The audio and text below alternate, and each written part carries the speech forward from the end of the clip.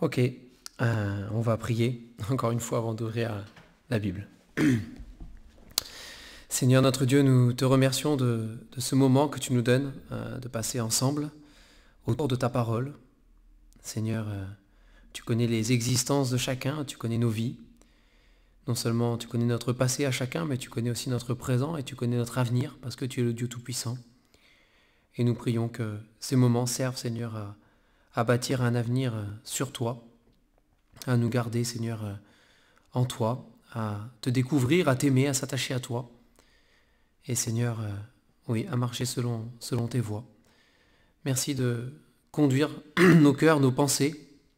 Seigneur, ce soir encore, bénis nos cœurs vraiment pour que nous soyons touchés par ta parole et qu'elle puisse faire effet dans nos vies.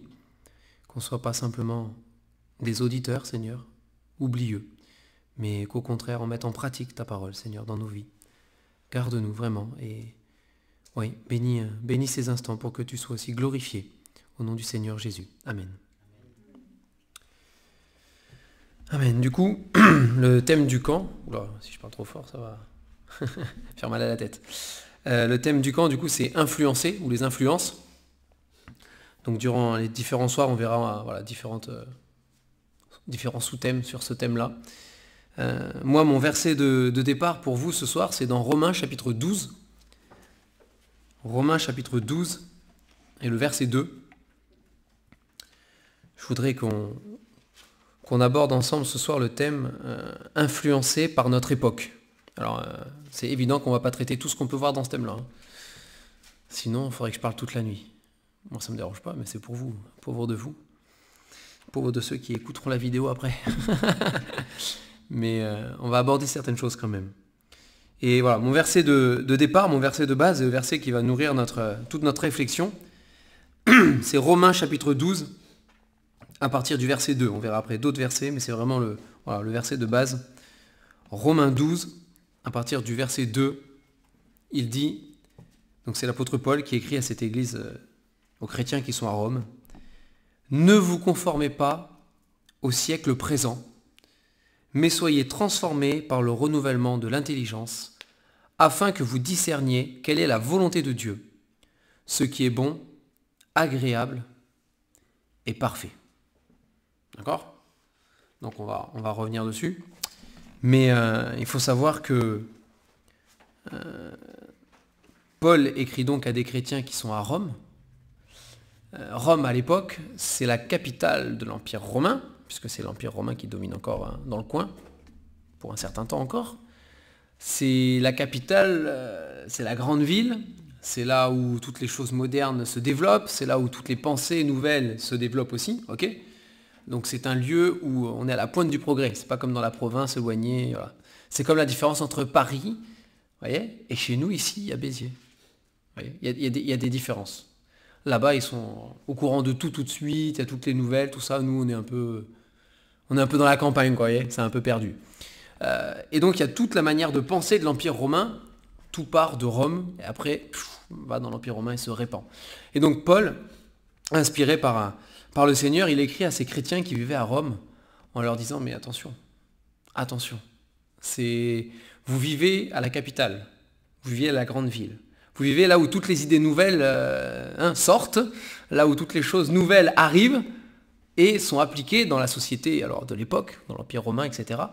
Et lui dit, vous, faites attention, ne vous conformez pas au siècle présent, ne vous conformez pas à ce qui va être nouveau dans ce siècle, qui va sortir de nouveau, à leur manière de penser, à leur manière de vivre, à leur manière de réfléchir, à leur manière de faire des choix dans leur vie.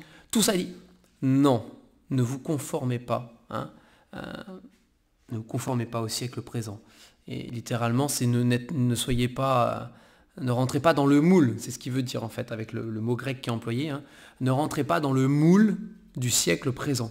Comme si le siècle présent, alors le siècle présent, on est toujours au siècle présent aujourd'hui, chacun son siècle présent. Nous, notre époque, c'est celle-là. À l'époque, c'était l'époque des Romains, ils s'habillaient différemment. Mais bon, à part ça, c'était les mêmes hommes dans le cœur que nous aujourd'hui.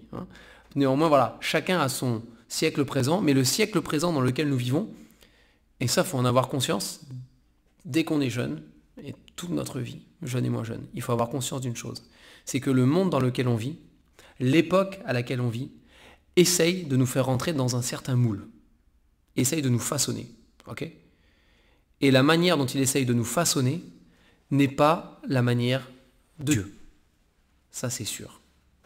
Et on est tous influencés, c'est le mot, hein, il n'y a pas d'autre mot, on est tous influencés par l'époque dans laquelle on vit. Clairement. Et on a énormément de préjugés dans notre vie parce qu'on vit dans l'époque à laquelle nous vivons. Par exemple, quand on lit la Bible, parfois on est choqué de certaines choses qui sont dans la Bible. Je ne sais pas si vous arrivez, moi des fois je suis choqué de lire certains passages de la Bible et de voir certaines choses dans la Bible. Je suis choqué parce que je vis au XXIe siècle. Et que c'est des choses au XXIe siècle, dans la manière dont la société m'a éduqué. Je ne dis pas que c'est forcément mauvais surtout, mais il y a des choses qui me choquent. Par exemple, dans l'Ancien Testament, il est souvent question d'esclavage. Par exemple. D'accord ? Je lis ça, je suis choqué de l'esclavage. Parce que je vis au XXIe siècle. Et qu'au XXIe siècle, depuis que voilà, on nous éduque, on nous apprend que c'est pas bien. Alors oui, c'est pas bien, de toute façon, c'est pas la question, hein, n'est-ce pas ? Néanmoins, à une certaine époque, est-ce qu'on aurait été choqué de l'esclavage ? Peut-être pas. Ça aurait pas été bien, peut-être. Si on avait été chrétien à d'autres époques, on aurait sans doute été choqué par l'esclavage aussi, mais peut-être pas. On pense à la Seconde Guerre mondiale. Tout le monde étudie la Seconde Guerre mondiale, avec Hitler, et puis les jeunesses hitlériennes. Hein ? Mais si nous étions nés en Allemagne à cette époque-là, si nous avions fait partie des jeunesses hitlériennes, comment est-ce qu'on aurait réagi ? On aurait été, j'allais dire lobotomisé, mais c'est presque le mot, n'est-ce pas ? Mais on aurait été façonné dans notre manière de penser pour penser comme ça. Est-ce que ça nous aurait choqué ? Peut-être que oui, peut-être que non. Mais c'est pour dire, et c'est important, on est influencé par l'époque à laquelle on vit. Et aujourd'hui, en 2022, hein, on est influencé par le monde et par l'époque dans laquelle on vit. Même nous, en tant que chrétiens, on est influencé. Parce que le monde, de la manière dont il évolue, qui n'est pas du tout dans le sens où Dieu veut nous emmener, n'est-ce pas ? Il est partout autour de nous. On va à l'école, on a des écrans, hein, des smartphones, des télés, peu importe, on a des écrans, on est confronté à la pensée du monde, partout. Partout. C'est quoi qu'on fasse. Mais il faut être conscient, en tant que chrétien, il faut être conscient, il faut être vigilant. Attention, le monde dans lequel je vis m'influence. Et beaucoup plus, beaucoup plus que ce que je peux imaginer et que ce que je peux penser. Dans la Bible, il est question, alors on peut aller dans 2 Timothée, on va aller dans 2 Timothée 3,15. La Bible nous explique un petit peu ce vers quoi, on va dire, la pensée du monde va évoluer au fur et à mesure des années qui passent, des décennies, des siècles qui passent. Plus le temps passe, vers quoi le monde évolue. D'accord ? Donc c'est 2 Timothée, chapitre 3, versets 1 à 5, pardon, on va dire 1 à 5, simplement. Mais encore une fois, l'apôtre Paul, il écrit pour mettre en garde donc Timothée, dans cette épître, en disant « Fais attention, Timothée. » Timothée était un jeune pasteur, et lui dit « Fais attention. » Parce que plus le temps passe, 2 Timothée chapitre 3, plus le temps passe, plus le temps avance, et plus l'époque à laquelle tu vis, plus le monde dans lequel tu vis va essayer de te formater. C'est dans 2 Timothée, ouais. 2 Timothée. Donc vers la fin de la Bible. Avant Hébreu. Et donc Paul dit à Timothée, sois prudent, fais attention. Parce que, avec le temps qui avance, voilà comment le monde va devenir. Voilà comment les gens vont se comporter. Voilà ce qui va être dans leurs pensées. Voilà la manière dont ils vont vivre. Et voilà ce que le monde va essayer de t'inculquer à toi aussi pour que tu vives comme eux. Fais attention. Et il leur dit donc, il lui dit à Timothée, 2 Timothée 3, à partir du verset 1. C'est bon Sarah du coup? Non?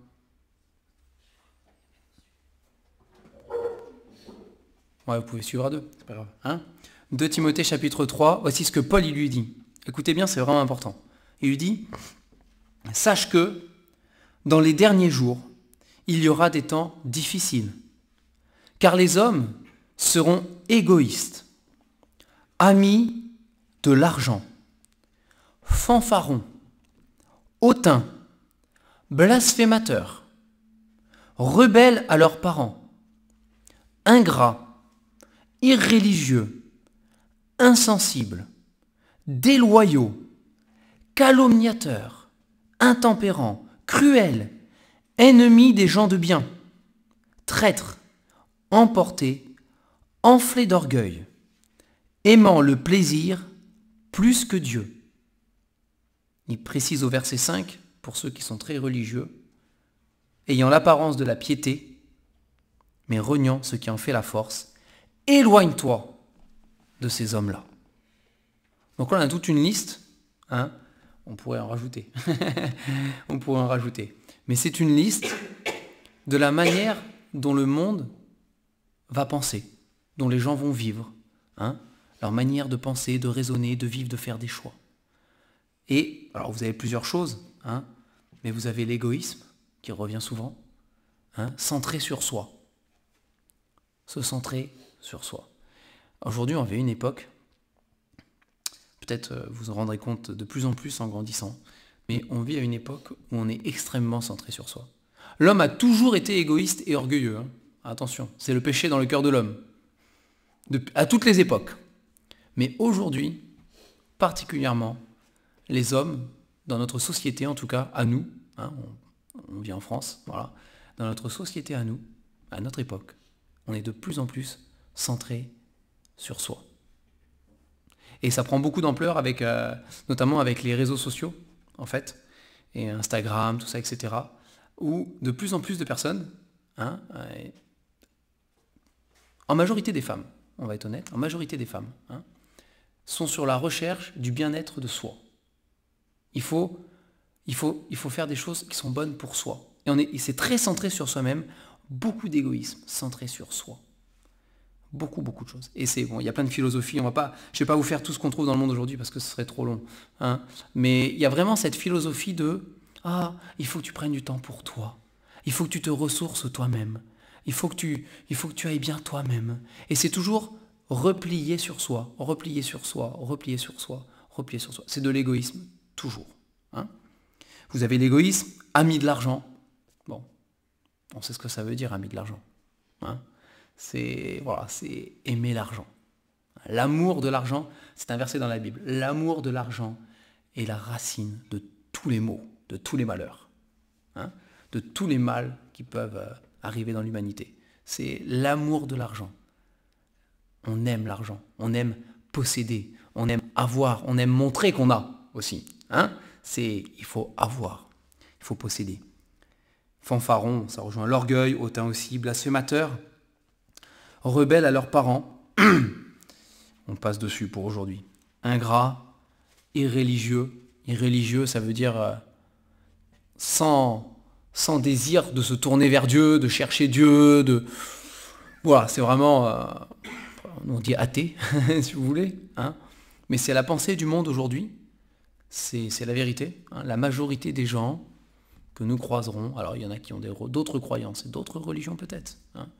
Mais beaucoup, en tout cas dans la manière dont la société, elle, va fonctionner et va nous éduquer et chercher à nous influencer, il faut comprendre que derrière, il y a ce choix qui a été fait de dire on ne croit pas en Dieu.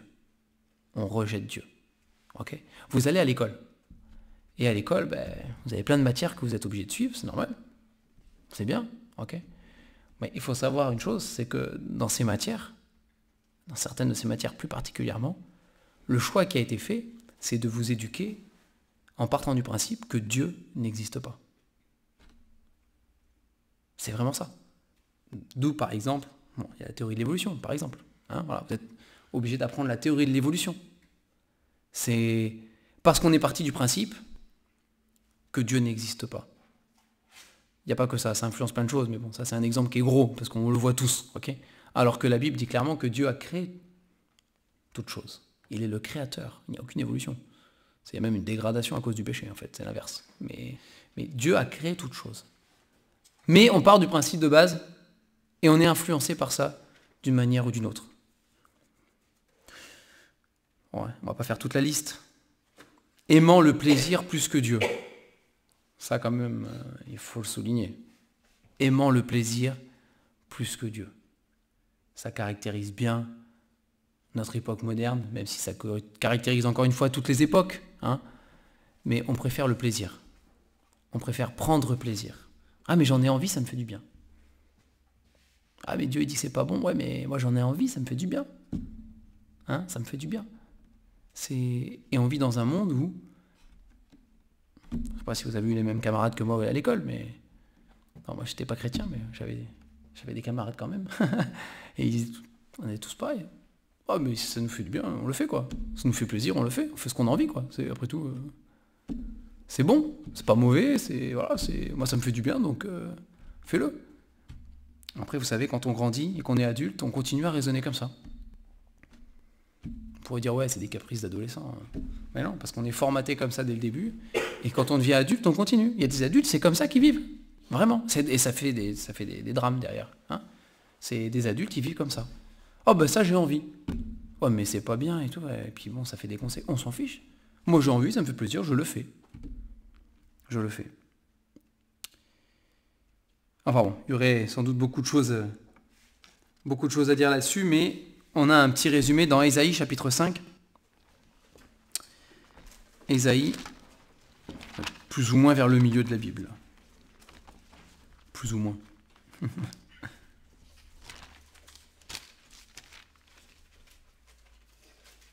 Ésaïe chapitre 5 et le verset 20. Nous donne un petit résumé de l'ambiance générale.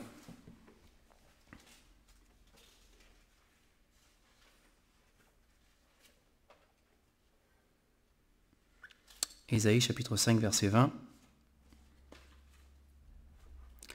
Il est dit « Malheur à ceux qui appellent le mal bien et le bien mal, qui changent les ténèbres en lumière et la lumière en ténèbres, qui changent l'amertume en douceur et la douceur en amertume. » Nous, on va s'arrêter sur le début du verset, précisément.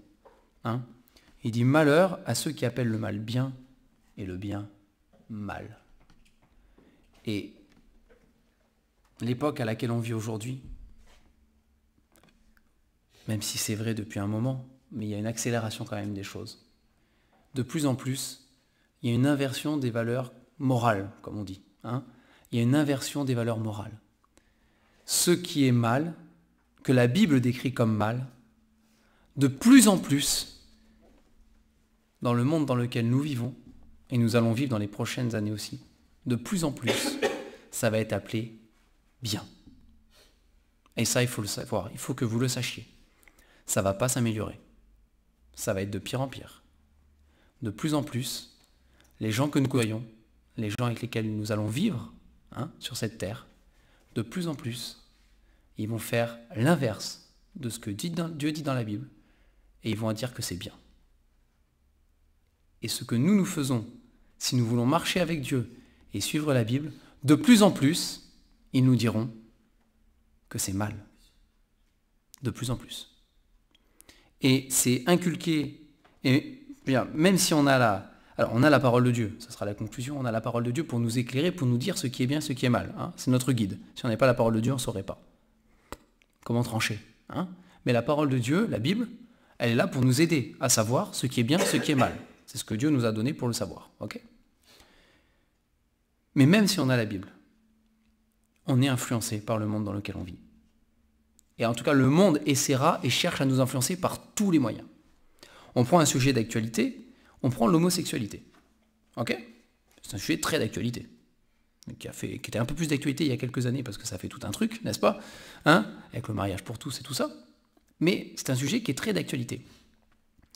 C'est un sujet où, encore, pas si longtemps en arrière, quand Trésor et moi on était à l'école, c'était pas comme aujourd'hui. Il y avait déjà une ouverture. On va pas se mentir, il y avait déjà une ouverture. Moi je me rappelle de cours de je sais pas quoi d'ailleurs, je sais même pas ce que c'était comme cours ce truc, pourquoi parler de ça, j'en sais rien. Où il y avait eu un débat sur l'homosexualité. J'étais un des rares à pas être d'accord, moi j'étais pas chrétien, mais pour d'autres raisons, mais j'étais un des rares dans la classe déjà à dire non, je suis pas d'accord avec ça, je pense que c'est pas normal, enfin voilà, je pense qu'on n'a pas été fait comme ça à la base, enfin voilà, etc. Mais ça, déjà à notre époque, il y avait un petit, mais aujourd'hui, ça a pris des proportions à tel point que vous ne pouvez pas regarder un film aujourd'hui, qui sort aujourd'hui. Vous pouvez pas regarder un film ou une série où il n'y a pas l'homosexualité dedans. Avec Trésor, on a l'habitude de se faire des petits cinés de temps en temps, c'est sympa, tous les deux. On sort, on se fait un ciné, c'est cool. Ben, franchement, dernièrement, hein, mon frère, il y en a partout. Ça rajoute rien à l'histoire, ça sert à rien. Mais on veut influencer. C'est la vérité, hein, vraiment. Il y a une vraie volonté d'influencer nos pensées, vos pensées à vous. Particulièrement nous qui sommes, je me considère encore comme jeune, un Trésor quand même, on peut dire, on est encore jeune, on est d'accord. Il y a nos générations confondues, ça fait du bien de pouvoir dire ça. Mais il y a une vraie volonté, c'est vrai, hein, il y a une vraie volonté de la part du monde actuel de vous influencer, de m'influencer, d'influencer mes enfants, d'influencer déjà les futurs enfants que vous aurez aussi, si Dieu vous en donne. Il y a déjà une volonté du monde de nous influencer pour nous dire c'est pas mal. L'homosexualité, c'est bien. C'est normal. Ok ? Alors que la Bible dit le contraire.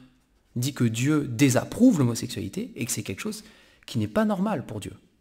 Ok ? Sauf que, aujourd'hui, on en est arrivé à un point où si nous, on a ce discours-là, on nous dit quoi ? C'est mal ce que tu dis là. C'est pas bien. Alors homophobe, intolérant, fanatique, on va trouver plein de mots pour nous définir. Mais c'est nous qui sommes mauvais finalement en disant ça. En disant ce que Dieu dit, c'est nous qui devenons mauvais. Et les gens qui disent ou qui font ce qui est mal, on dit c'est bien. C'est un des sujets. Hein. C'est un des grands sujets de notre siècle, je pense. De notre époque et de notre génération. Hein. Mais voilà. Et les médias, la télé, les films, les séries. Partout, partout, partout, partout. On cherche à nous influencer, à nous influencer, à nous influencer. Dans les jeux vidéo, pareil. Même dans les jeux vidéo, maintenant c'est arrivé ça. Je promets, j'ai joué à un jeu vidéo il n'y a pas longtemps, je ne nommerai pas le nom parce que ça n'a pas d'importance. Où je devais incarner un personnage et je devais choisir de base si j'étais un homme ou une femme, pourquoi pas. À la base, il n'y avait que des hommes dans ce jeu, mais pourquoi pas. Voilà, ça c'est notre sujet. Je devais choisir. Mais même dans le jeu, à un moment donné, on me propose une orientation sexuelle. Savoir si je veux devenir homosexuel ou... même dans un jeu. Partout. Mais c'est pour vous dire, partout. Partout. C'est qu'un sujet, l'homosexualité. C'est un sujet qui est, on va dire, qui est visible, qui est flagrant. Hein. Mais il y a plein de sujets comme ça. On ne peut pas faire la liste ce soir entière. Mais il y a plein de sujets comme ça. Où le monde, par tout ce que nous sommes appelés à regarder, notamment avec nos yeux sur des écrans, mais aussi les fréquentations qu'on a, ce sera le sujet de demain soir, on est appelé, on cherche en tout cas, hein, absolument, à nous faire penser différemment de ce que Dieu veut pour nous. C'est ça le problème. On va nous faire penser différemment de ce que Dieu veut pour nous. Et c'est pas facile. Déjà, de un, c'est pas facile d'être conscient qu'on est sans cesse en train d'être influencé. C'est pas évident de s'en rendre compte. Et deuxièmement, c'est pas facile non plus de tenir notre position si on veut rester droit selon la Bible et selon la parole de Dieu. Hein, si on veut continuer, nous, à appeler ce qui est mal, mal, et ce qui est bien, bien, on ne va pas se mentir que c'est pas toujours facile dans nos entourages, hein, de tenir cette position. Mais ça reste ce que Dieu nous demande. Dieu nous demande d'être droit. Dieu nous demande d'avoir le courage de dire non. Ça, c'est mal. Parce que Dieu le dit dans la Bible. Et que je crois ce que Dieu dit dans la Bible. Peu importe ce qu'on dit de nous après. C'est pas toujours facile comme position, hein, à adopter. Hein. C'est pas simple. C'est pas simple. Paul, il dit à Timothée, les gens qui vivent selon la pensée de ce monde, il dit, éloigne-toi de ces hommes-là. Éloigne-toi. Je ne vais pas développer, ce sera sans doute le thème de demain. Alors il faut faire attention, il y a les influences, parce qu'on vit à cette époque-là, on vit à une époque où l'homosexualité est appelée bien. On vit à une époque où le féminisme est très actif et très engagé, par exemple, aussi. C'est tout un sujet à part entière, ça aussi. Mais on vit dans un monde où le féminisme, il est... Alors, il y a eu des bonnes choses grâce à ça, mais là, on va trop loin, on va trop loin. Et on arrive à des choses où Dieu dit non, c'est pas comme ça. C'est pas comme ça. Et il y a plein de choses comme ça, plein de choses. Donc on a des influences de l'extérieur qui sont là. Et parfois, il y a notre propre cœur. Notre propre cœur qui est tenté de faire comme les autres, tenté de ne pas être différent pour une fois. Déjà qu'à cause de nos parents qui sont chrétiens, on est bien différents, mais pour une fois, on aimerait bien faire comme les autres. Vous avez, je prends un texte dans Deutéronome, chapitre 12. Je n'essaie de pas faire trop long, j'ai promis que je ne ferai pas long, mais on est d'accord. Deutéronome, chapitre 12.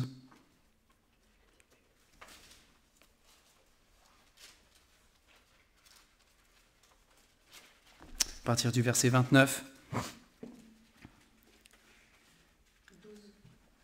Deutéronome, chapitre 12, et à partir du verset 29. Je dois vous préciser quand même que là, donc, Dieu parle à Moïse, enfin il parle au peuple d'Israël à travers Moïse, pour être précis, pour être très précis. Il parle au peuple d'Israël à travers Moïse en disant, une fois que vous serez rentrés dans le pays que j'ai promis de vous donner, que j'aurai chassé toutes les nations, voici ce que vous devrez faire ou ce que vous ne devrez pas faire. D'accord ? Et c'est un très bon, c'est un très bon enseignement pour nous, si nous avons déjà reçu, ça c'est important, si nous avons déjà reçu le Seigneur Jésus comme notre Sauveur. Si Jésus-Christ est votre Sauveur, si vous pouvez dire, oui, moi je suis sauvé parce que j'ai cru un jour que Jésus-Christ était mort à ma place sur la croix, qu'il avait payé pour mes péchés. Il est mon Sauveur, j'en suis convaincu. Il m'a sauvé parce que je méritais d'être condamné à cause de mes péchés, mais c'est lui qui a pris ma place sur cette croix parce qu'il m'a tellement aimé qu'il a donné sa vie. Si vous en êtes convaincu et que vous êtes déjà enfant de Dieu, là vous avez un super enseignement où Dieu dit, maintenant que je t'ai sauvé, prends garde à ce que tu fais. Et on va lire ensemble. Verset 29, donc chapitre 12 de Deutéronome, verset 29. Lorsque l'Éternel, ton Dieu, aura exterminé les nations que tu vas chasser devant toi, lorsque tu les auras chassées et que tu te seras établi dans leur pays, verset 30. Garde-toi de te laisser prendre au piège en les imitant, après qu'elles auront été détruites devant toi. Garde-toi de t'informer de leur Dieu et de dire « Comment ces nations servaient-elles leur Dieu ? Moi aussi je veux faire de même. » Verset 31. Tu n'agiras pas ainsi à l'égard de l'Éternel ton Dieu, car elles servaient leur Dieu en faisant toutes les abominations qui sont odieuses à l'Éternel, et même elles brûlaient au feu leurs fils et leurs filles, en l'honneur de leur Dieu. Verset 32, pour terminer quand même le passage. Vous observerez et vous mettrez en pratique toutes les choses que je vous ordonne. Vous n'y ajouterez rien, vous n'en retrancherez rien. Et Dieu dit, fais attention. Fais attention. Il est vrai que tu es influencé par l'époque et le monde dans lequel tu vis. Et parfois ton cœur, il est tenté. Il est tenté de dire, et comment ils vivent ? Et pourquoi ils font ça ? Et moi aussi, j'aimerais bien faire comme eux. Et j'aimerais bien servir leur Dieu, ici, dans le contexte. Moi aussi, je veux faire pareil qu'eux. Il dit, prends garde à toi. Prends garde à toi.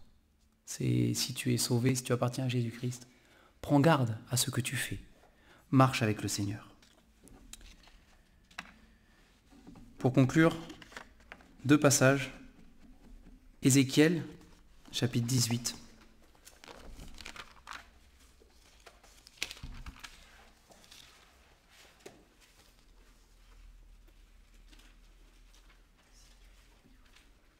Ézéchiel 18, 20 à 32.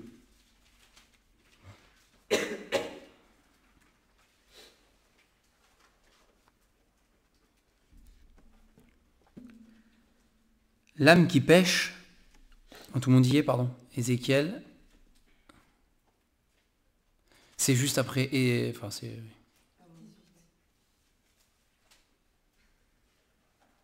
c'est après Jérémie, Lamentation de Jérémie. Ouais. Ézéchiel chapitre 18, à partir du verset 20, l'âme qui pêche, c'est celle qui mourra. Le fils ne portera pas l'iniquité de son père, et le père ne portera pas l'iniquité de son fils. La justice du juste sera sur lui, et la méchanceté du méchant sera sur lui. Si le méchant revient de tous les péchés qu'il a commis, s'il observe toutes mes lois et pratique la droiture et la justice, il vivra et ne mourra pas. Toutes les transgressions qu'il a commises seront oubliées. Il vivra à cause de la justice qu'il a pratiquée. Ce que je désire, est-ce que le méchant meure, dit le Seigneur, l'Éternel? N'est-ce pas qu'il change de conduite et qu'il vive? Si le juste se détourne de sa justice et commet l'iniquité, s'il imite toutes les abominations du méchant, vivra-t-il? Toute sa justice sera oubliée parce qu'il s'est livré à l'iniquité et au péché. À cause de cela, il mourra. Vous dites, la voie du Seigneur n'est pas droite. Écoutez donc, maison d'Israël, est-ce ma voie qui n'est pas droite? N'est-ce pas plutôt vos voies qui ne sont pas droites? Je m'arrête juste rapidement ici quand même, pour vous expliquer où je veux en venir. Ici, Dieu, il leur dit, en gros, on récolte ce qu'on a semé, si je résume le passage très grossièrement. Hein, on récolte ce qu'on a semé. Hein. Mais Dieu dit, vous dites, la voie de Dieu n'est pas droite. C'est-à-dire, ce que Dieu nous demande de faire, c'est pas droit, c'est pas le bien, en fait. C'est exactement le discours que le monde dans lequel on vit a, en fait. Ce que Dieu vous demande de faire, c'est pas bien. Dieu vous demande de jamais mentir. Non, mais c'est bon, des fois on peut mentir quand même. Puis il y a des mensonges qui sauvent des vies. Il y a des pieux mensonges, il y a des bons mensonges. On peut quand même mentir pour la bonne cause. Non, ce que vous faites, c'est pas bien. Ah, puis ton Dieu, il te dit de pas faire ça. Non, mais c'est pas bien non plus. Pourquoi tu fais pas ça? C'est bon, tu peux le faire, c'est rien. C'est la voie de l'Éternel n'est pas droite. C'est exactement le discours que le monde a. Et Dieu ici, il dit, ne sont-ce pas plutôt vos voies qui ne sont pas droites? Est-ce que c'est pas plutôt vous qui marchez de travers? Est-ce que c'est pas vous qui marchez plutôt pas comme il faut? Vous êtes sûr que c'est moi qui me suis trompé? Hein? C'est ça que Dieu dit. Vous êtes sûr que je me suis trompé? Moi qui suis le Créateur, qui suis le Tout-Puissant, qui vous connaît parfaitement, qui sait exactement ce qui est le meilleur pour vous, vous pensez que moi je me suis trompé quand je vous dis de ne pas faire ça parce que c'est mal? Vous êtes sûr de ça? Et quand vous dites que c'est bien, vous êtes sûr de vous? Vous êtes sûr de vous?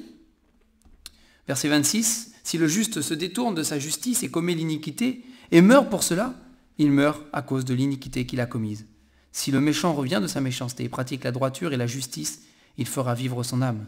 S'il ouvre les yeux et se détourne de toutes les transgressions qu'il a commises, il vivra et ne mourra pas. La maison d'Israël dit, la voie du Seigneur n'est pas droite. Est-ce ma voie qui n'est pas droite, maison d'Israël? Ne sont-ce pas plutôt vos voies qui ne sont pas droites? C'est pourquoi je vous jugerai chacun selon ses voies, maison d'Israël, dit le Seigneur l'Éternel.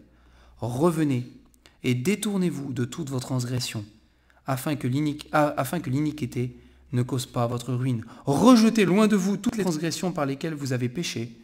Faites-vous un cœur nouveau et un esprit nouveau. Pourquoi mourriez-vous, maison d'Israël? Car je ne désire pas la mort de celui qui meurt, dit le Seigneur, l'Éternel. Convertissez-vous donc et vivez. Hein? Donc au-delà de toutes ces choses, Dieu dit, la seule solution pour vous, c'est de vous convertir réellement pour obtenir la vie. C'est pour échapper à ce monde dans lequel on vit, pour échapper à tous les péchés que ce monde veut que vous commettiez avec lui. Hein? Tous ces péchés qui mènent à la mort, parce que la parole de Dieu est claire, le salaire du péché, c'est la mort. Hein? Il dit la seule solution, la plus grande solution pour vous, il dit convertissez-vous et vivez. Vous avez cette exhortation dans le livre des Proverbes que j'aime beaucoup, où Dieu dit, mon fils, donne-moi ton cœur. Donne-moi ton cœur. C'est donne-moi ta vie. Donne-moi ton être entier. Donne-moi qui tu es. C'est accepte que je vienne transformer, changer ta vie. Accepte que je pardonne tes péchés. Accepte que je te sauve. Accepte que je te montre comment il faut vivre aussi. Comment tu dois marcher. Ce qui est bien. ce qui est mal. Fais-moi confiance pour ça. Je sais ce que je dis. Et pour terminer, psaume 119. Vous connaissez sans doute ce verset. Si vous ne le connaissez pas, apprenez-le par cœur. Psaume 119, verset 9. Juste ce verset. Si vous voulez apprendre tout le psaume par cœur, bon courage, vous pouvez, c'est bien. C'est faisable en vrai. Mais au moins ce verset-là. Au moins ce verset-là. Psaume 119, 9. Comment le jeune homme... Pardon, excuse-moi, je vais trop vite. Psaume 119, 9. Naomi, tu peux l'aider? C'est en plein milieu de la Bible. Plus ou moins. Psaume 119.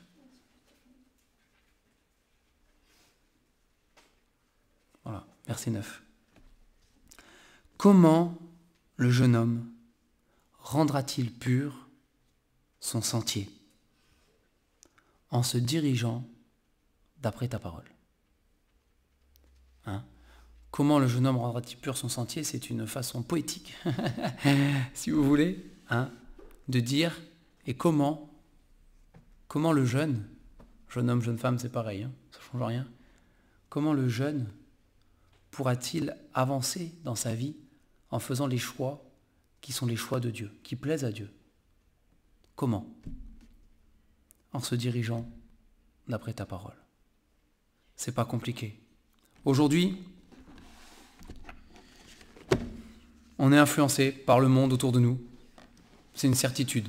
Tous. Celui qui pense qu'il n'est pas influencé, il se trompe beaucoup. On l'est tous d'une manière ou d'une autre. Tous. Et le seul moyen de savoir si l'influence qu'on reçoit, elle est bonne ou elle est mauvaise, c'est d'ouvrir la Bible. Et de regarder ce que Dieu dit sur le sujet en question. Que ce soit le sujet de la sexualité, que ce soit le sujet que vous voulez, de la science, que ce soit le sujet, peu importe le sujet que vous abordez, peu importe le sujet que le monde veut nous influencer, des fréquentations, tout ça, ouvrez la parole de Dieu. Ouvrez la Bible et regardez ce que Dieu dit. Regardez. Si vous avez du mal à trouver par vous-même ou à chercher, demandez à des personnes qui connaissent la Bible de vous aider. Sur tel sujet, tel sujet, que dit la Bible sur ce sujet-là? Que dit la Bible sur ce sujet-là? Et là, vous aurez ce que Dieu veut vraiment. Et la Bible dit heureux l'homme. Heureux l'homme. On le verra, mais qui marche selon le conseil de Dieu. Qui marche selon le conseil de Dieu. On va prier pour terminer.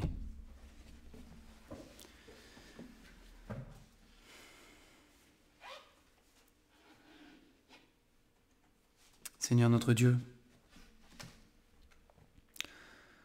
aide-nous par ton esprit, Seigneur, à discerner dans ce monde ce qui est bien et ce qui est mal selon toi.